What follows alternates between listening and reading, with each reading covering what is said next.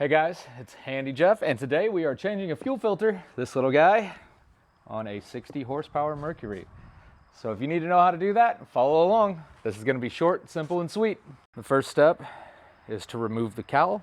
All you have to do on this particular motor, turn that little lever, and then push this up, and she comes right off. Now set that someplace where it isn't going to get broke, like this foam I've got going here.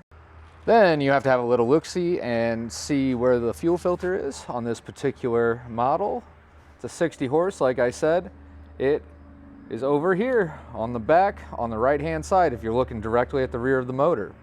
This is our fuel filter housing. It's pretty easy to do. I've already broke this loose, so grab this with two hands so you don't break anything, but then you just twist. Remember, lefty-loosey, righty-tighty. First step of this process is to check out the O-ring. It appears this O-ring is intact, so that's great news. Then we remove the old fuel filter. Look at how nasty all that gunk is. Oh my gosh. Take that, set it to the side, take your new fuel filter, which is in great shape. Obviously it's new. Drop it down in there. And look, we've got our assembly together. We come back over to where our motor is, and then we just go ahead and replace this filter. Once you get it lined up, it goes on pretty easy. Remember, two hands so we don't break anything. I think that's tight enough, but obviously you want to check for leaks before you go out on an adventure. So pressurize your system, run your motor a little bit, and check for leaks.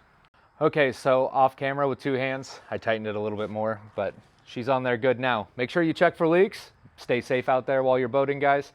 And this has been Handy Jeff. We'll see you in another video. We're fixing all kinds of stuff over here, including boats, cars, houses. We're talking about tools. So follow along if you like that kind of stuff. We also homestead.